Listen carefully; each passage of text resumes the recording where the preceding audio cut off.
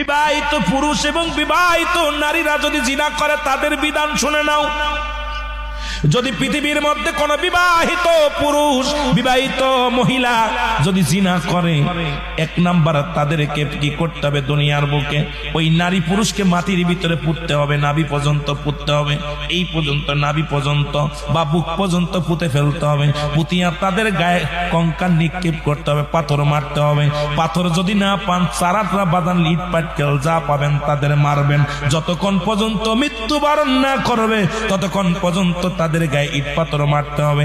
এখন যারা বিয়ে করেছেন, জিনা করেছেন, শুনে নেন, এখন নিজের বউ থাকতে যারা পরের বর কাজ যান, যারা নিজের বউ থাকতে শালীর কাছে যান, যারা নিজের বউ থাকতে পরক্রিয়া করেন, তারা ভালো করে লিখে নেন, জেনে নেন বাবা।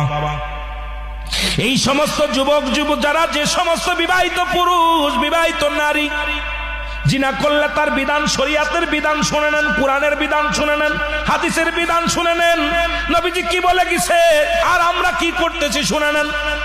এই পুরুষটা এই নারীটাকে মাটির মধ্যে তারে পুঁততে হবে, মাজা বুক পর্যন্ত পুঁততে হবে।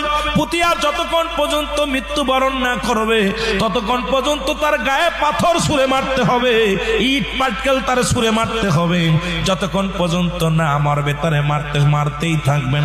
যখন নিশ্চিত হবেন তিনি মারা গেছেন, মরে গেছেন, পৃথিবী থেকে মারা গেছেন, মারা যাওয়ার পর এবার তারে মাটির থেকে খুশি উঠাইতে হবে, উঠাইয়া জমিনের মধ্যে ফেলে রাখতে হবে। কুকুর শিয়াল দেখাইতে হবে, তারে মাটি দেওয়া যাবে না। কারণ কোন জিনাকারী বিবাহিত পুরুষ, জিনাকারী বিবাহ পুরুষ বাদন মহিলা, আজকে আমাদের দেশে অনেক জিনাকারী পুরুষ জেলের মধ্যে আছে।